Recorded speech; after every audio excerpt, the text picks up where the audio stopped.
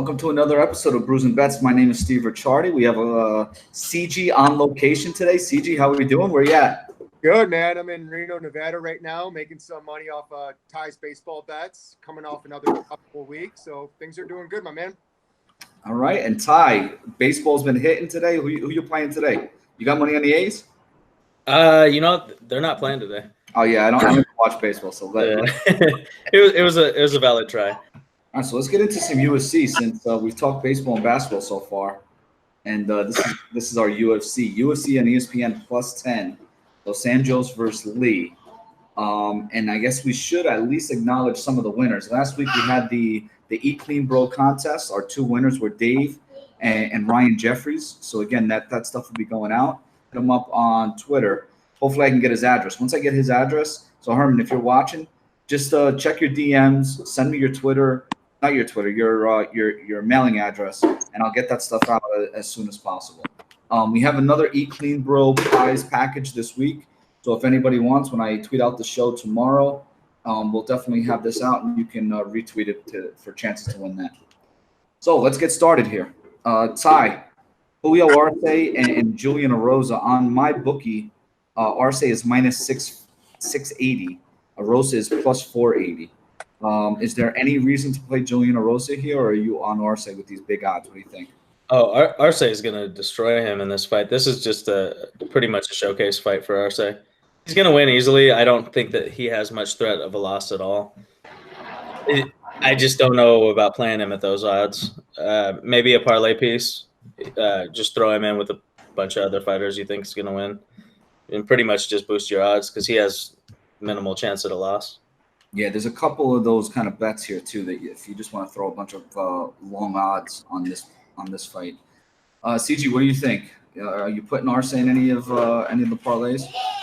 I just think it's a tough card to bet overall because the close fights are very close and the lines are just really, really wide. So Arce is the considerable favorite at minus 650, but there's a lot of things. A lot of tangibles in this fight that I don't really like. I mean, Erosa is 6 inches taller, has a 5-inch reach advantage, but, Erosa's coming off a 3-fight skid. Arce probably wins, but I don't like that line at minus 650. And so to really bring that line, down to make it profitable, you have to bet them inside the distance. And I just don't want to bet that. So I think Arce is going to win, but from a betting perspective, it's a pass. Yeah, I agree with you, and I think the only thing that I'd even add to that is there is a disparity between the height and reach, right? He's got a 5-inch height advantage, Erosa, and a 4-inch reach advantage. So, it's just if he can keep the fight at range, I guess he could probably get it to decision. That's why the inside the distance I would stay away from. This next fight is Trevin Giles on my bookie is minus 155. Zach Cummings on my bookie is plus 125. Who do you like here? By the way, there are a couple of Factory X fighters on this card. Zach Cummings is one of them, Megan Anderson, and Heinisch. So there will be a heavy Factory X, influence on this card. So Giles is statistically better everywhere, but isn't as battle-tested as Zach Cummings. Cummings lands 2.7 strikes per minute, and less than a takedown per 15 minutes. He's just too low volume. Then you got Trevin Giles, who is 11-0, finished 10 of his 11 wins. But, this is a big step up in competition, and I think it's going to be a good litmus test for Giles. I think he should get it done, but once again, since it is that big step up in competition, I don't feel confident enough to bet it. So, I like Giles, but from a betting perspective, it's a pass, and you're going to hear me say that a lot today. Yeah, unfortunately, that seems like that maybe. I like Giles' talent. The only problem is the size advantage for Cummins is going to be pretty significant. Even though I think Giles. Yeah, I don't think I'm touching it either. The one thing I would say is Giles is 11-0. 10 of his 11 fights are finished, but he hasn't fought in 18 months. I'm not really sure if there was an injury. I didn't have time to look it up. But his only decision as a pro was versus Ryan Spann, who actually had a big one last week. That was in LFA. So Ty, I thought maybe you'd have a little bit of a lean towards Giles just because of that. Anything from that LFA? Was LFA? Well, fight? No, so I like Giles. It's just that he's going to be really undersized versus Cummins. Okay. I don't think that he is going to knock Cummins out. I think it's going to be a decision fight. And my only worry with backing Giles is the size advantage, and Cummins isn't going to wear down. And when he fought Braga Neto kind of he kind of gassed in the third round. Yeah. I don't think Cummins is really going to do that. So it's too close of a fight for me to put my money on one way or another. Yeah, one of my philosophies overall in terms of MMA betting is you just can't bet on low output guys. You know what I mean? Like Zach Cummings doesn't do a whole lot. Then you got Giles, who lands 5.5 strikes per minute, almost 4 takedowns per 15 minutes. And yeah, he beat up Oktavic and Nito. But at the same time, he did exactly what he was supposed to do. He finished both of them. You know what I mean? And, yeah, the guy looks really good right now. So, I don't know. If he can get through Cummings, then who knows? He could be a serious contender. Yeah, agreed. This next fight, I'll take this one. Patrick Cummings and Ed Herman. Patrick Cummings it's a little tough to figure out who he is as a fighter, because in his last 2 fights he has no takedowns, and he's really a takedown guy. He's got a 4.51 average. I was actually cage side against Corey Anderson, and that was the concern, that Cummings would have the grappling advantage in that fight. And Corey Anderson took him down 12 times and really beat him up pretty good. He has wins over Antonio Carlos Jr., Jan Blachowicz, which I think is pretty impressive. And again, he's looked really bad, I think, in his last 2 fights. In terms of a reach, I think Herman may have the bigger reach here. I looked on the UFC website and Tapology. They have different reaches, so depending on which one, he may have an inch reach advantage or disparity one way or the other. He was taken down 6 times by CB Dalloway. And with that being said, if Patrick Cummings, uses a grappling, wrestling heavy approach, I think Cummings should win a decision here. Now, that being said, at minus 240 on my bookie, I don't really like that line. I think this line should be a little bit closer. Ed Herman on my bookie is plus 200. So I'm not putting a play here. If I was confident Cummings would go for takedowns, multiple takedowns, try to down average, I would have no problem putting some money on. But I can't trust him here on a bet. Ty, what do you think here? Well, so Saturday, I'm taking my daughter out for her birthday, and I'm hoping that I don't make it back in time for this fight. I have zero interest in watching this fight. These guys they're not UFC level anymore. It has one of two ways going. Herman's either going to knock him out, or Cummins is going to win a decision. It's more likely that Cummins is going to win a boring decision. But right now, Cummins winning by decision is plus 105. Herman to win by knockout is plus 650. I don't mind actually putting a full unit on Cummins by decision and a half unit on Herman by TKO, and then just coming home and hoping to collect some money. Yeah, that's definitely one way to play it. CG, what do you think here? No, I think that's a good strategy. Cummins is wearing a lot of damage.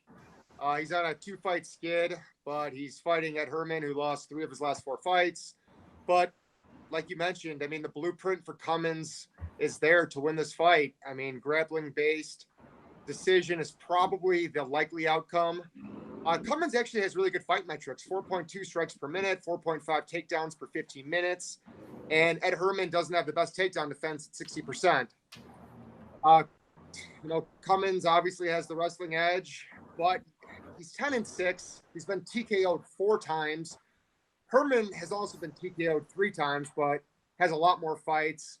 Yeah, he fought 38 times.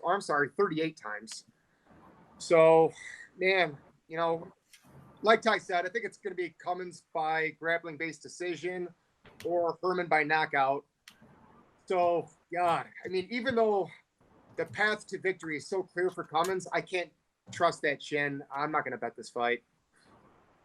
Yeah, and again, everybody's tuning in here for a betting show, and we keep saying we're not betting this, but yeah, it is. You got to know when to play and when to stay away, I guess, right? So yeah, I've already made one bet that I'll share at the end of the show, but lines are just so wide. to make them profitable, I have to do what I told myself I wouldn't do anymore, and I have to bet those ITD lines. Hey, did you find a place in Reno to bet the majority of the fights? Yeah, so they have them right here at the El Dorado. They only have the main card though, right? I'd have to go back and check. Oh, okay. Yeah. Either way, I mean, there's a couple fights in that main card that you could probably make plays on.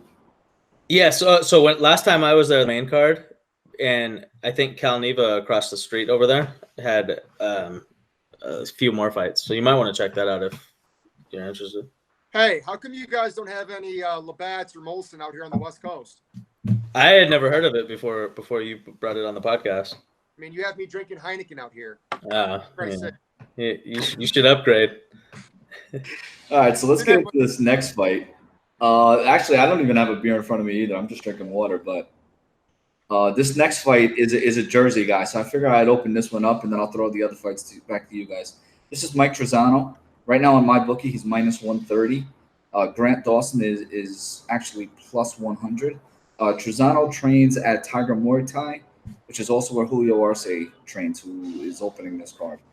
Trizano is 8-0, and he won his season of Tough. I think it was Tough 26 or 27. I didn't write that down. The one thing that I did notice about Trizano is he struggled a little bit when guys took him down. It slowed down his pace, and I think that's what Grant Dawson is going to try to do here. So I'm not. Although I actually have an interview with Mike Trizano from about a year ago at this point, right before the Tough finale. I'm a big fan of him. I do want him to win, but I think this is a real bad matchup for him. Grant Dawson is coached by James Krause, very strong.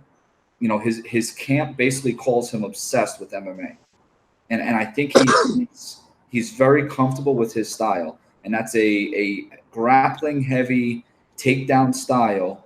And if he can get on top, get Trizano down. I'm not saying he's going to be able to finish Trizano on the ground, but I think he'll be able to slow him down significantly. John Gunther was able to slow him down in round 2 of his Tough fight, and I feel like that's exactly what Grant Dawson's going to do with a better gas tank and a little bit better, obviously better striking, because John Gunther is not the best striker in the world. But if I'm going to play anybody here, it's probably Grant Dawson, and I don't think that this is a great matchup for Trizano. This is also down at 145 pounds. So these guys have kind of bounced around between 145 and 155.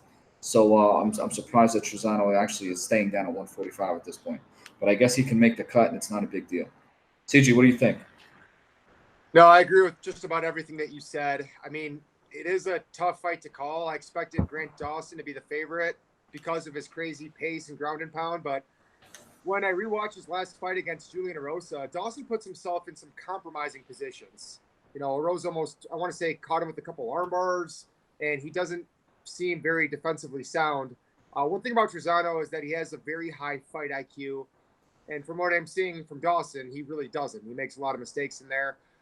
But going back to what I said before, it's tough for me to bet on guys that don't do much. Look at Trizano's fight metrics.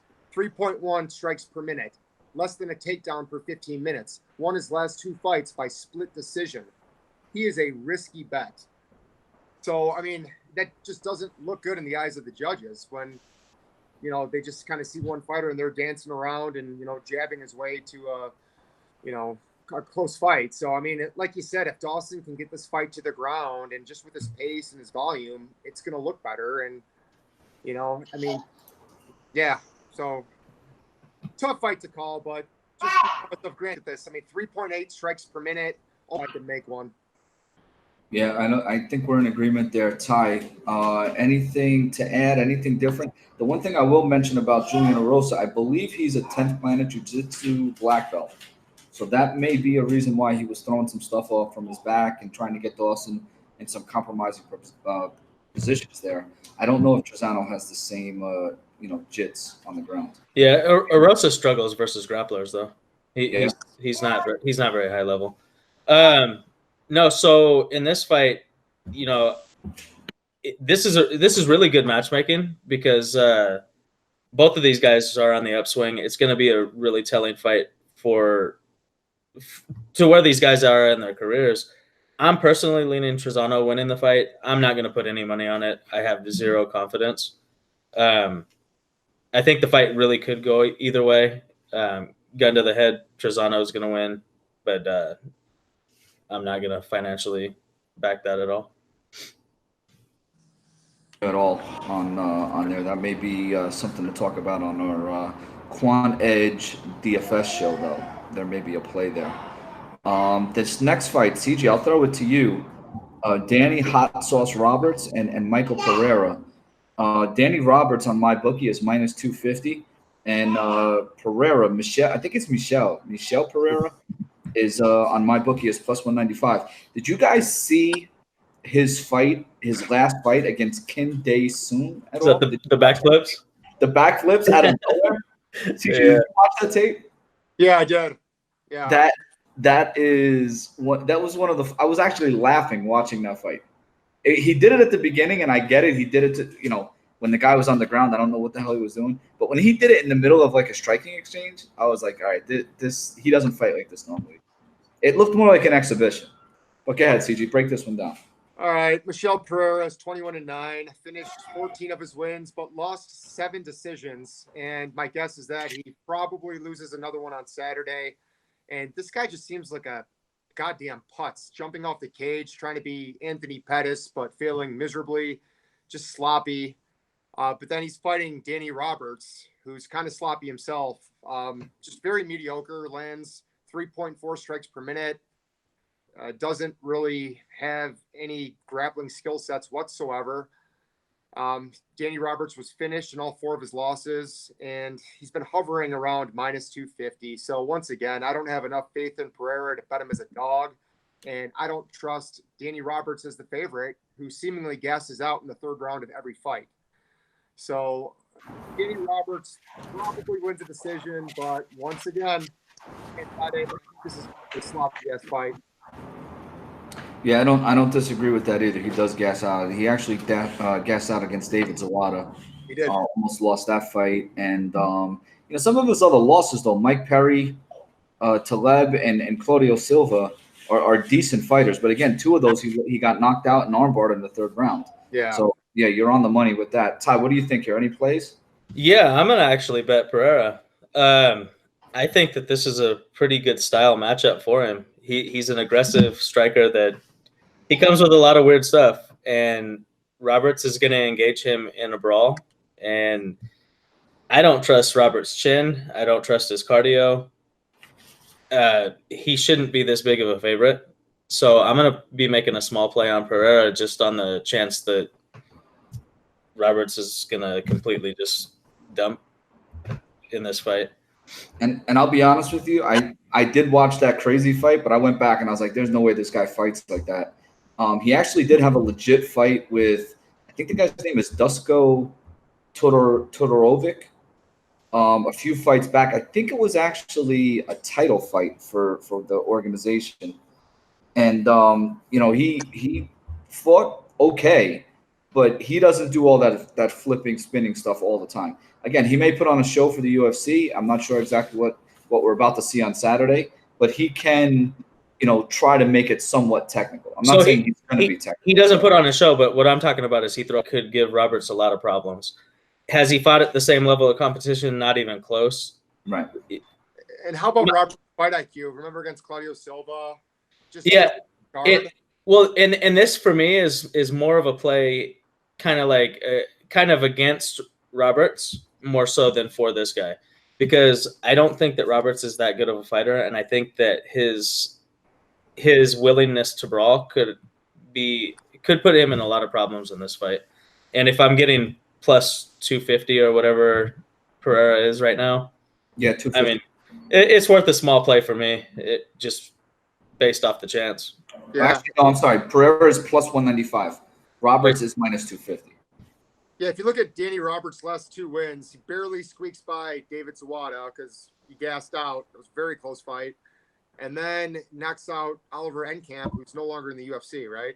Yeah. So, not impressive.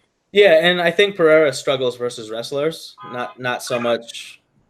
And again, this is another one of those fights. I think Ty mentioned it earlier. If you'd want to throw a couple of these big favorites together, Des Green at his price, he really should win this fight. He's only lost to guys, more recently that were somewhat pretty good fighters. Marabek Tusimov by decision, Michel Pereira, who actually lost his last time out, right, as a big favorite, but by decision, and then Rustam Kavalov by decision. But he's coming off a first round knockout of Ross Pearson. I was actually at that card that was in Philly.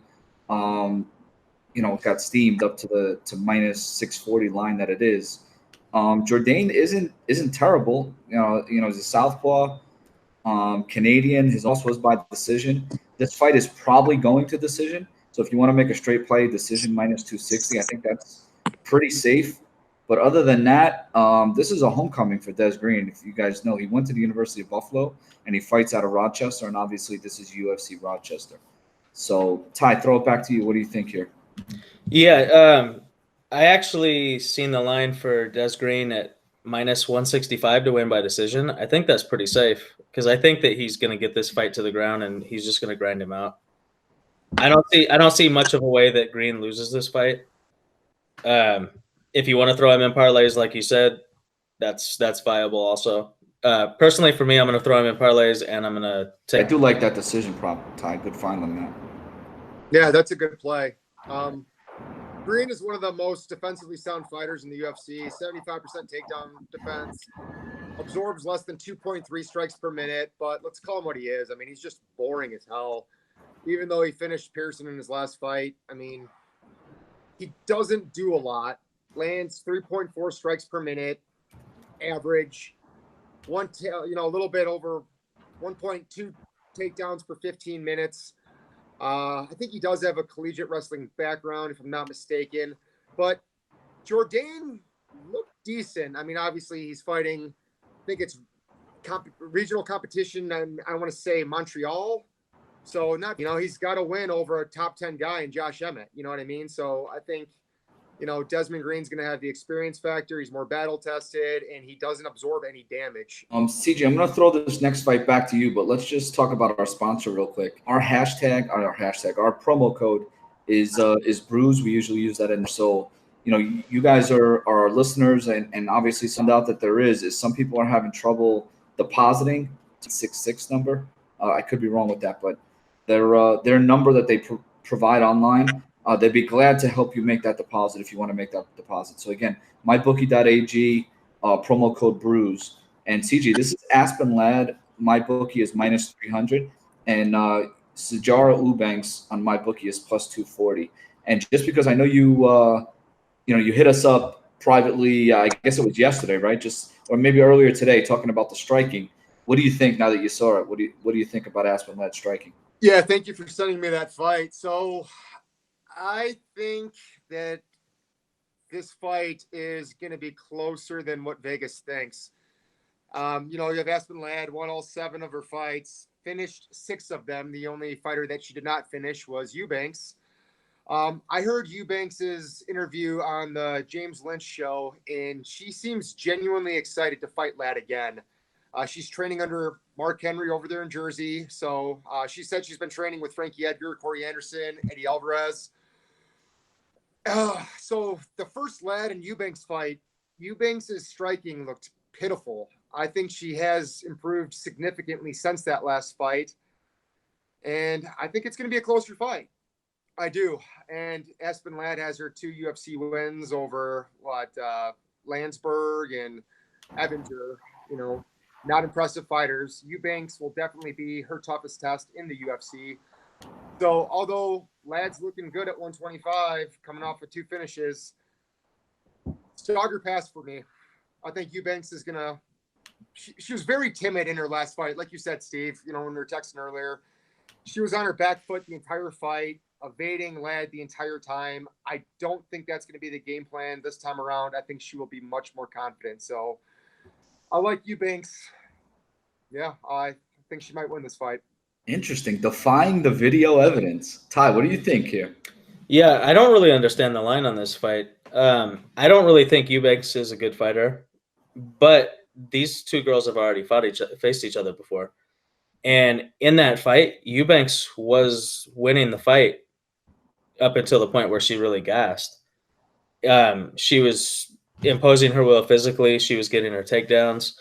And I mean, now Aspen Ladd is minus 300. I don't really see that. Like on paper, it looks like she won the fight. She did win the fight, but it doesn't tell the story of how everything went. And I think Eubanks has made strides to be a better fighter, whereas Aspen Ladd, she gets hit and she can't stop takedowns that well. I don't know. I don't know if I'm confident enough to make a play on it, but right now with the odds currently how they are, you can make a good case for betting on Eubanks here. Very interesting. So I'm all on Aspen Ladd here. And I went into that tape study, and I agree with what CG said. I was really surprised with how well Aspen Ladd was able to basically just walk forward, throw punches, and Eubanks didn't really want to exchange, which is really the more recent fights that we've seen with Eubanks, especially Roxanne Modafferi fight, she just exchanged. She wanted to exchange, and even with Modafferi, I think at some point when she realized that Modafferi was going to walk forward and just exchange with her, Eubanks was able to take her down. But again, that's at 125 pounds. Ladd's at 135, kind of struggles to get down to 135. She's strong as hell. If you look at her arms on Instagram, she is very thick, strong, and I think she's going to have the weight advantage after they rehydrate. So I'm on Aspen Ladd, but I don't like minus 300. I think that it's going to be close enough that it could be a split decision. But if you looked at the scores from the last fight, it was actually Aspen Ladd 30-27, 30-27, 29-28 on one scorecard. So the scores from the last fight were pretty convincing. I think that it was a little bit closer than the scores indicate, though. Yeah. Don't you think that Eubanks has gotten a lot better, though, since that fight? Well, I'll put it to you this way. That fight, Aspen Ladd was 21 years old. She's 24 now. But she still doesn't have any striking defense. But I think she has more power. Yeah, but is she going to put her out? I don't think so. No, but I mean, who's going to do more damage? I think Aspen Ladd's going to do more damage. I'm not much of a narrative guy, but Mark Henry's one of my favorite MMA coaches. He's one of the best game plan coaches, and I think that's going to make a big difference. And just hearing Eubanks talk, you can tell that she's confident. She's ready to go. See, and from my perspective, I don't necessarily like Eubanks as a fighter. I think that she got pretty overrated coming off the season. And so when I'm talking about this fight, it's coming from the place where I already had the image that she was a little bit overrated coming out of that. And now she's being thrown into this fight. Eubanks before the show was a 135 pounder. She lost the weight for the show. She struggled to make weight. And now she's going back up to her real weight class. And she's facing the girl that she lost at this weight class the last time that she was there.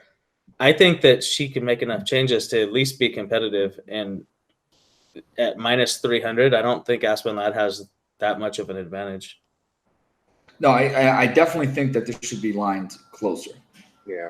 But I'm sticking with it. I like Aspen Ladd more. And again, when it comes to Eubanks, she was very confident, minus 460. Is Ramos another guy to throw into that parlay with the long odds? You know what? Ramos is my dude. He's gonna win this fight easily. Throw him in the parlay. It's not gonna go to a decision. Davi Ramos right now is minus 130 by submission. That seems like they're just handing out money. Load up on Ramos by submission. I'm surprised that. Tell you what, Ty, I don't have the lines open in front of me, but you just gave me two lines that I love. That other decision prop on Des Green, Ramos by submission. His last three fights, he's finished by rear naked choke. If you go back to that Nick Hein fight, remember the step overs? So just a little something that I've always thought when I listen to other people talk about fights. So retarded thing ever that people say, "Oh, I'm going to bet 10 units on this fight." And I know we've talked about it, Steve, when you make some of your crazy plays, but yeah, when what was it? Andre Sukumtop? Yeah, Martinez. See, the way that we make a standard play, that's 1 unit. So if you're going to go 10 units, maybe you need to up your units. This is one could be a 5-unit type play because Davi Ramos by submission is almost a given in this fight, I think. And so, I mean, I could see myself laying. I can see CG's wheels are turning. He's like, all right, how many of these props can I throw together in a 5-leg parlay? CG, what are you thinking? You know I already bet on Ramos. Come on. So not a whole lot to break down in this fight. I mean, Ramos is 9-2, 8 finishes, 7 consecutive submissions. And I think he gets another one this weekend. But just to, make it a little safer, instead of doing this Ramos by submission at -1, do Bronx and Lentz ending inside the distance as well. So I just think those are 2 pretty safe bets. So it's a good camp. I just think he's extremely outmatched. Wasn't very impressed with him, and I'm not sure that he can compete at the UFC level. So I think Ramos is point, specifically Ty and I with the quad edge, that I know. Just load up on Oliveira. Nick Lentz he's not the UFC caliber right now. I keep trying to say it, and now they're putting him in there versus somebody that should have him out of there within the first 7-8 minutes of this fight. I think he's going to get submitted. Put Oliveira in the parlay. Load him up with Ramos, Arce. Just cash the money. Yeah, I agree with Ty in this one. CG, I'll throw it to you. Any other plays that you like here? So I'm not as confident as most about Bronx. I know he's coming off 4 consecutive submissions. All of those fights were finished within the first 2 rounds, and yeah, he's been looking better than ever. But I think Lentz has actually been looking pretty solid ever since leaving American Top Team and going over to, I believe he's at Hard Knocks 365 with Henry Hooft. But won 3 of his last 4 fights. And I'll tell you what, Holtzman isn't a big name, but I think he's a quality fighter. So that's a good win for Lentz. And I know most of the people on Twitter that I'm seeing just think that Bronx is going to roll in this fight. But I was in Detroit watching Lentz fight Paul Felder, and he just always does the same things. Like, Felder's able to weather the early storm, and Bronx gassed out. He looks for a way out, and that's what Oliveira does. He's done that on numerous occasions. So that's why I didn't bet Bronx inside the distance. I just bet that this fight would not go to decision, because either Bronx finishes the fight within the first 2 rounds, or he gasses out and he could get finished by Lentz. So all I'm saying is assess all possible outcomes. Bronx probably wins and he probably finishes, but I'm trying to be more risk averse. So that's what I'm doing. I'm betting this fight not going to decision, and I think I bet it at -260. Yeah, I kind of agree more with what Ty's take. I think the Bronx is going to be able to get him here. Again, I got to admit that I was on Nick Lentz his last time out against Holtzman.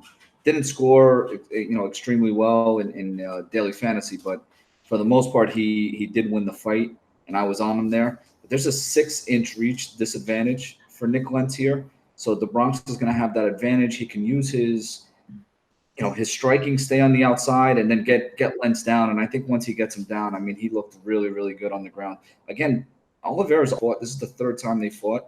It was a no contest the first time. I believe it was a knee. I watched it but didn't write it down. And the second time, Oliveira won by guillotine in round 3. And what was it? So I'm actually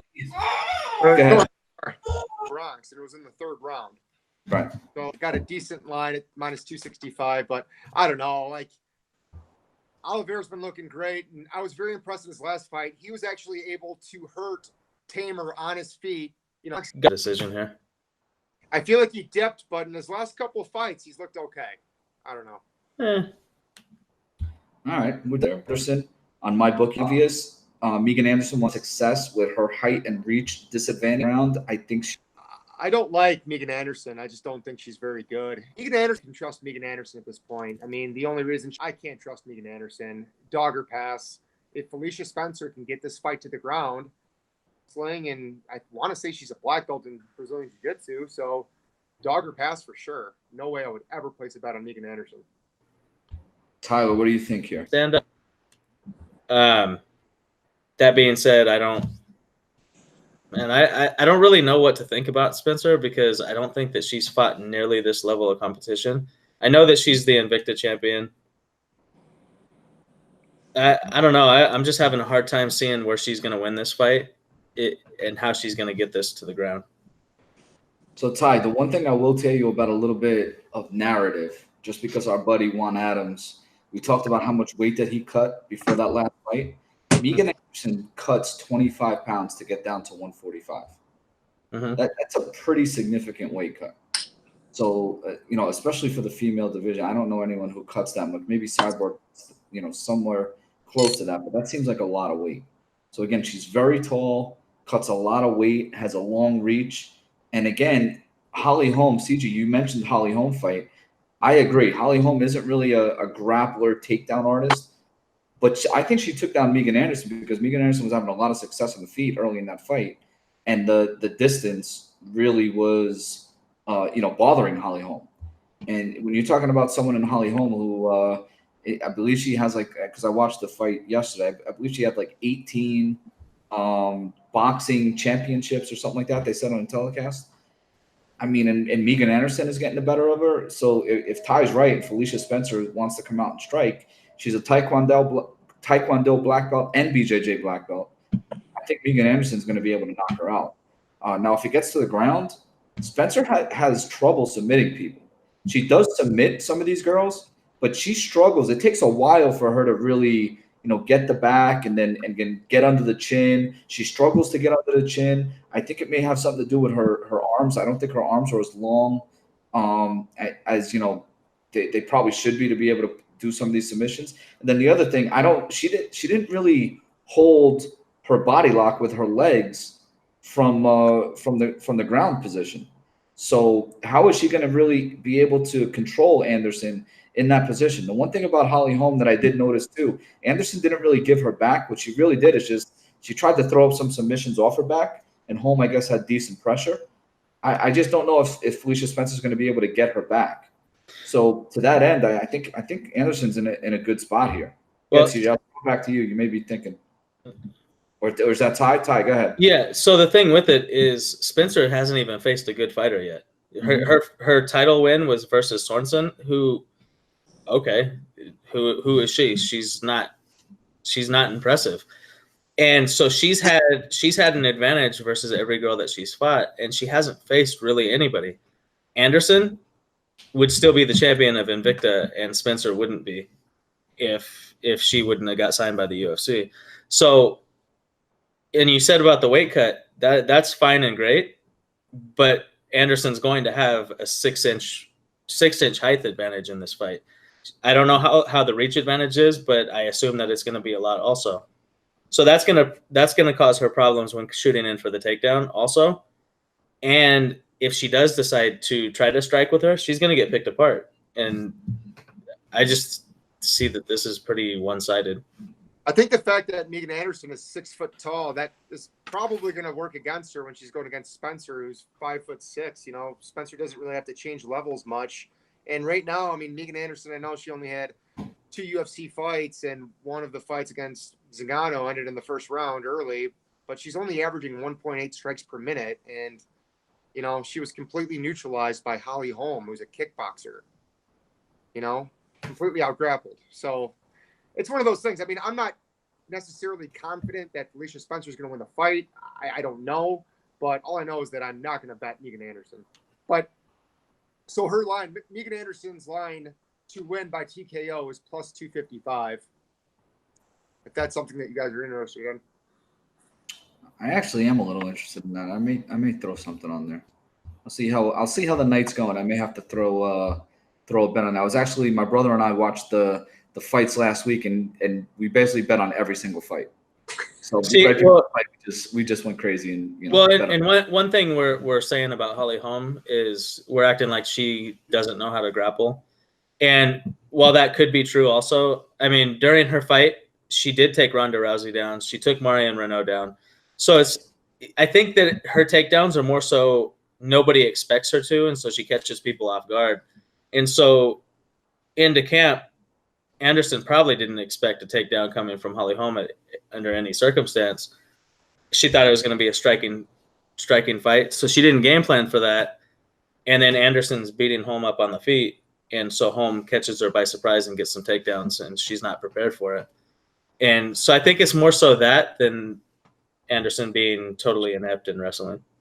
Ty, I was actually thinking that the other day when I was writing this down, and I'm glad you said it because it's something I wrote down that I didn't mention, but I do agree with that. I really don't think that Megan Anderson was anticipating the takedowns against Holly Holm. I think that is 100% true.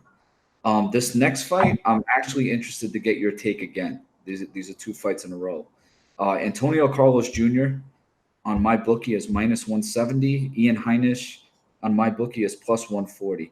I'm a big Ian Heinisch fan. I was very impressed with what he did in his last fight. Unfortunately, he had a fight canceled a few weeks ago. Equally, I'm very impressed with Antonio Carlos Jr. because if he gets on your back, man, he's got those long arms. He's going to have an 8-inch reach advantage in this fight from what I have written down here. I don't know if you guys saw anything else, but Antonio Carlos Jr. is 79-inch reach, and Heinisch is a 71-inch reach. I just love the way that Heinisch just keeps bringing it. Very tough, throws some bombs early, good low leg kicks, good straight kicks. And you're talking about a guy in Anthony Carlos Jr. I think he's like a 3rd degree BJJ black belt. He won Tough Brazil 3 at actually he won Tough Brazil 3 at heavyweight, and now he's fighting at 185. So that's the introduction. Ty, what do you think here? Who do you like? Oh man, I'm a big Heinisch fan.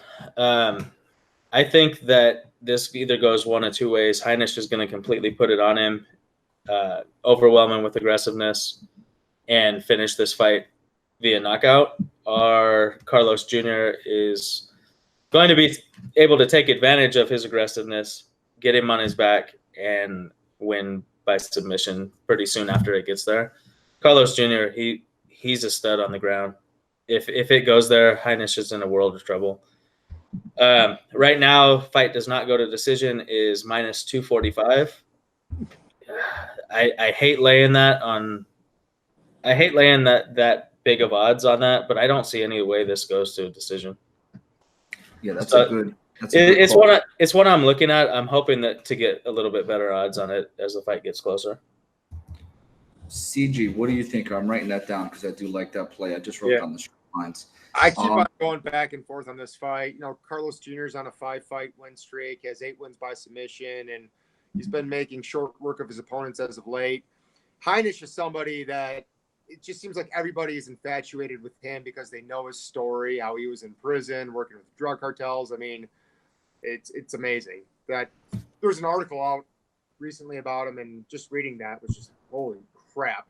But was that the ESPN article? Yeah, pretty sure that was.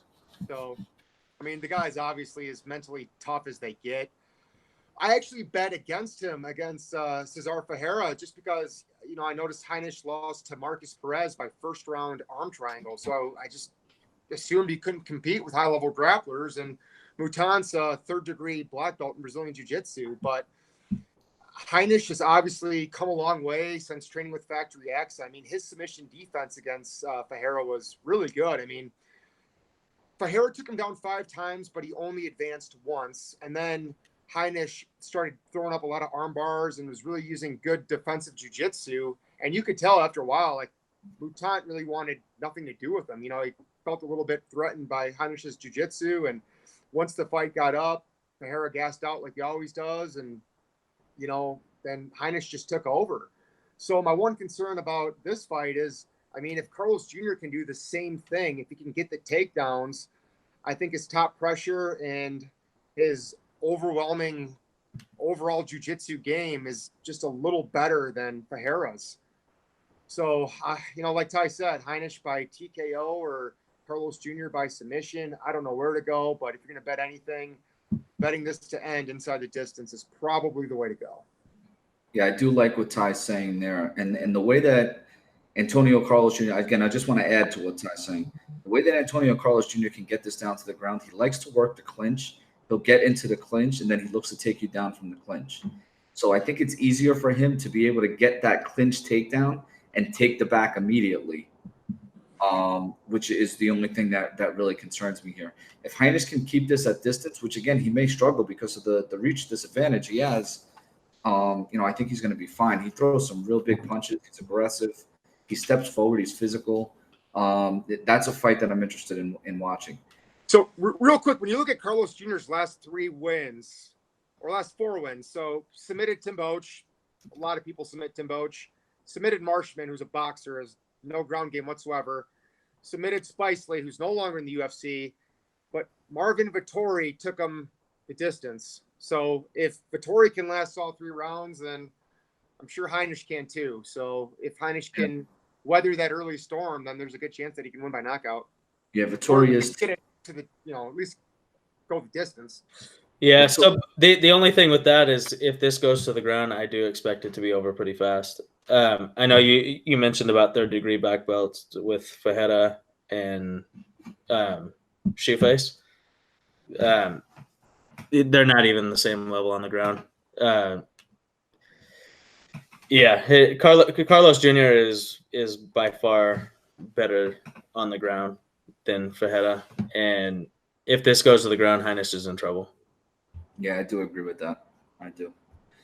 All right. I'm going to do a little promo here, our Eat Clean Bro promo. We're going to give away another one of the $50 gift cards, 2 pens, and I guess I should give you the water bottle. So you take a look at this here. Again, retweet our show when we tweet it out from the Brews and Bets Twitter page, and you can enter to win. We gave away 2 last week. We're going to give away 1 this week. And then next week, there's no card. So I'm actually going to be doing 2 interviews with Ring of Combat fighters. And I'll give away one of the fighters is sponsored by Eat Clean Bro. So I'll give away another one next week. So if you want to watch that interview, you can do that. And then I'll be at the Ring of Combat event. 5 of us, we have press passes. So we'll be tweeting out the Ring of Combat live results. It's actually going to be on ESPN Fight Pass. So if anyone has Fight Pass, you can definitely watch that event. Let's get right into this next fight. Guys, I'll introduce it, and then let's try to get to this main event because I don't think there's going to be much of a fight. Vicente Luque is on my bookie minus 600. So this may be another one of those fights, Ty, that we can add to that parlay of all the big favorites. And Derrick Krantz, who is coming in on 5 days' notice. He's a long-time regional scene guy. And the last time somebody stepped in late against Vicente Luque, they lasted all of about 3 minutes.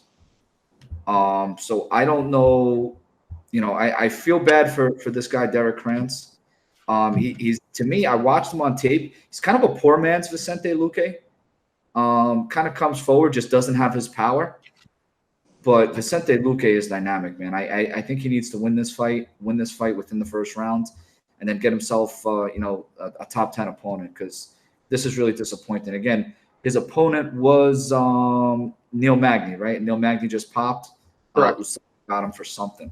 So I think this is going to be Luque. I think it's going to be a knockout. I think it's going to be in the first round. CG, anything to add? No, I think you're right. Just one more thing about Vicente Luque. The one thing that he didn't have in his previous fights was cardio, but you can tell he's been working on it. His cardio looked really good against Brian Barberena. Held up. That was such a war. Probably the best fight of the year. So, I mean, he's just really evolving, coming into his own. And, yeah, Luque's going to cruise. CG, did he win that fight, Luque? Yeah, he did. No. I mean, if you stop that fight 30 seconds sooner, did Luque win a decision? If you take out the last 30 seconds. So, it was really, really close. So, going into the 3rd round, Barberena was up on significant strikes. Plus, he knocked Luque down, I want to say, at the end of the 1st round. But I think Luque ended up having more significant strikes because, once he had Barberena rocked, he just, landed a barrage of punches that kind of put him over the hill. You know what I mean? So, I mean, really close fight. I mean, I'm assuming that would have been a split decision. But Luque did end up getting the nod in significant strikes. Yeah, and a lot of Luque's fights have ended early. The only reason that one didn't is because it was Barberena. I mean, he took everything. Ty, what do you think here? So this is going to be a fun fight for as long as it lasts. I really like Derrick Krantz. I don't like him in this spot, but I really like him as a fighter. He comes from the LFA scene. So he was originally supposed to fight in the Contender Series in a few weeks. His last fight, Dana White was at the LFA. Just completely destroyed this guy with uppercuts. And after the fight, he grabs the microphone, looks over at Dana White, and said that please let me do the same to the UFC welterweights. I mean, the dude brings it. Versus Luque, though, that might not be the best approach. Man, I'm gonna be rooting for him, but I think Luque is gonna put it on him. It's a tough fight to take on short notice. So currently, Luque inside the distance is minus 195. So what do you guys think of a parlay, Luque and Ramos inside the distance? Isn't that pretty safe? I would, if you're already at minus 215, why don't you just go safer and fight does not go to decision at minus 350? Because if Krantz wins, he's gonna knock Luque out, and I wouldn't be surprised if he lands a couple big shots before Luque puts him out. And I know it's giving up some juice, but it's kind of covering your ass in a sense because if he wins, it's going to be by knockout. Yeah, that's true. But after the shots that I just saw Vicente Luque take against Brian Barberena, man, that's Brian Barberena. He doesn't have a ton of power. Yeah, Krantz has a lot of power. You think more than Brian Barberena? Yeah, I don't think Barberena has that much power. Okay. But I mean, I do expect Luque to win, but if you're gonna throw it on a parlay, you might as well be safe about it and cover it, because really you're not giving up too much juice in a parlay to kind of cover both sides. Yeah, and it's tough to make a play on a firefight sometimes. There's a lot of balls. And not only that, he's taking this fight on a few days' notice. So how much does Luque actually know about him, game planned for him? He could catch him by surprise, and you don't want to just go all in on something that's like a uncertainty. So hear me out real quick. Do Bronx and Lentz go the distance? I don't think so. I don't think so either.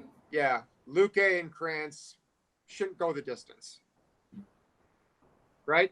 Nope. I agree. It shouldn't go to the distance. Yes. And then, are we all in agreement that Ramos should win inside the distance? Yep. I agree. I'll parlay that. CG will parlay any of his 5 favorite plays. But at the end of the day, if those bets don't hit, then I'll take it on the chin. Hey, there's a lot of data to back that up. Hey, Steve, did you notice in our group text today, he asked me the baseball bets, and I said don't parlay them, but if you're gonna parlay one, just add this with each one individually. Right. We sign on here, and he goes, yeah, so I placed 2 parlays.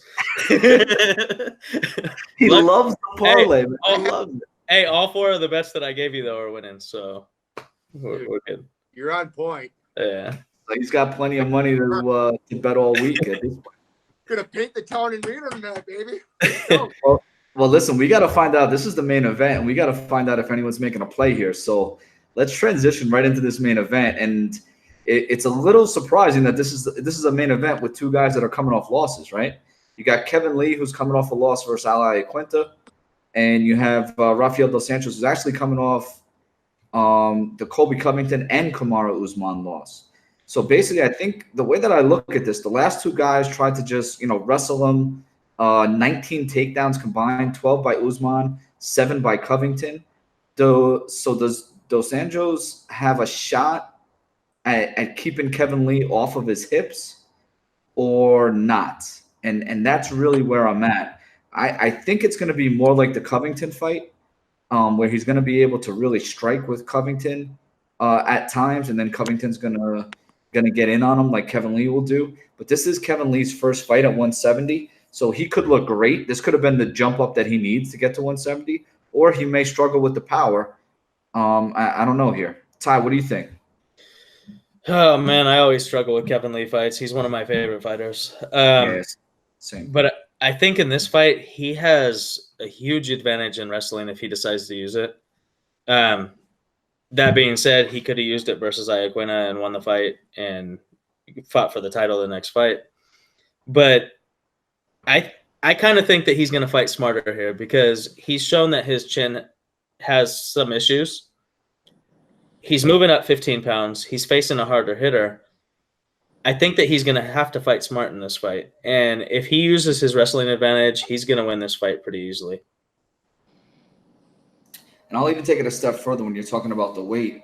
Kevin Lee, is he still trying to get this fight to be 165? Didn't he basically challenge Dos Anjos to just weigh in at 165. They'll make it their own 165 fight because it is at 170.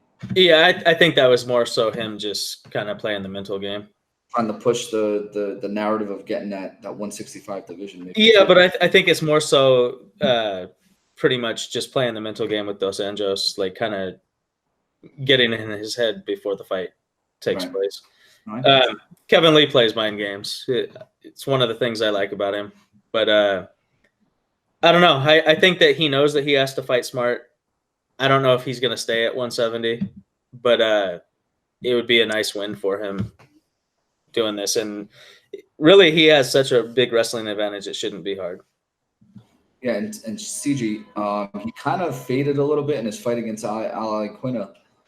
Does he have the cardio at 170 like Covington and Usman, who obviously are cardio kings? Does he have that same cardio versus Dos Anjos? What do you think? So, yeah, no, that's one of my main concerns about Lee is he slows down in 5-round fights. Against Quinta, Lee landed 57 strikes in the first 2 rounds combined, then landed only 45 strikes in the last 3 rounds combined. He was exhausted at the end of that fight. And one thing about RDA is that he fights at a high sustainable pace. He landed 172 strikes against Robbie Lawler. It's just a tough fight to assess. I mean, you look at Kevin Lee, though, he's statistically better everywhere. He absorbs less strikes, has better takedown defense, lands more strikes per minute, lands more takedowns per 15 minutes. And one metric that I always look at is, takedowns versus takedown defense. Kevin Lee lands over 3 takedowns per 15 minutes, and RDA has 58% takedown defense. And once Kevin Lee gets you down, he, gets you in that body lock, it's tough to get out of that. But if RDA can weather that early storm, and if Lee gasses out, then Lee's in trouble. But I'm hoping that Lee does have better cardio at 170. So overall, Kevin Lee is my pick from Motown. Yeah, that's true too. I forgot about that. He is from Motown. Yeah, I mean, you guys really broke this down exactly a lot of the things that I would say. The cardio is a concern for me. I think that there's going to be a little bit of a reach disadvantage, 5-inch reach disadvantage. And, Dos Anjos, the issue with the numbers for me is that he's fought a lot of high-level guys. So some of those guys, it's tough to put up great numbers. Kevin Lee, like if you go back to the Barbosa fight, I was actually ringside for that one too. And that was a great fight. That was the one that he, Barbosa caught him with the spinning kick and put him in the chicken dance. But, Kevin Lee grounded him and was able to basically dominate him on the ground. Is he going to be able to do that to Dos Anjos? I mean, if Usman and Covington didn't, I don't know how many times he's going to be able to really get Kevin Lee's going to be able to get Dos Anjos down and keep him down. Because he was able, obviously, if Usman's getting him down 12 times, he's able to get up. So how many times is Kevin Lee going to be able to string those takedowns together? Ali Quinta, after a while, was able to fight him off and then make it a striking fight. And when Dos Anjos made it a striking fight with Covington, he had a little bit of success there. So, yeah, I'm going back and forth, too. I think we're all kind of in agreement with that. Like, we see paths for both of these guys. I'm a big Kevin Lee fan, like Ty said. He is, too. I don't know here. I really don't know. Just to be clear on my end, I'm going to be betting Lee pretty heavily. Oh, you are betting Lee? I didn't know you were betting Lee that heavily. No, I think that he's going to wrestle and he has a clear advantage. Okay. I think if he does wrestle, it's going to be very one-sided in this way. All right, so I think that's it. The Quan Edge. Tyler and I will be putting out our information on the Quan Edge. I guess within the next day or two. CJ, you working on anything else this week other than bets in Reno? That's just betting, and I'm not much of a baseball guy, but I'll tell you what, man, I'll keep on riding Ty's coattails until I lose. So, I mean, if you want to make a 2-hour drive here to Sacramento, we're going to the Hello Kitty Cafe for my daughter's birthday. I thought you were coming to El Dorado. What happened? What's that? I thought you were coming here. Yeah, I think I got the weekends mixed up. So my daughter's birthday is next week. So I have the kids this weekend. So we're gonna do her birthday this weekend. Viable excuse. Yeah, I mean, that's high. How old is she? She's gonna turn 4. Okay. Yeah, no. So I mean, to be fair, you asked me on the middle of the day on Tuesday when I was getting to Reno. I don't know many people that just go up to Reno on a Tuesday. Fair enough. Degenerate gamblers. That's who. Right. So Ty, what else? Prize picks. Yeah, I actually just submitted my projections for Prize Picks, and I submitted the Quant Edge projections a few minutes ago. They actually should be in your inbox if you want to check them. Yeah, we'll definitely check them once we log off here. All right. So yeah, Ted, eat clean, bro. Check out that tweet, retweet it for a chance to win another one of those prize packages with the $50 gift card. And on my bookie, definitely call the company. A lot of people have put in and signed up for $1,000. Good luck this weekend. Thank you for watching, everyone. Be sure to follow us at Jersey Boys MMA on all forms of social media. This is the producer, Dave, and we really hope that you enjoyed the show.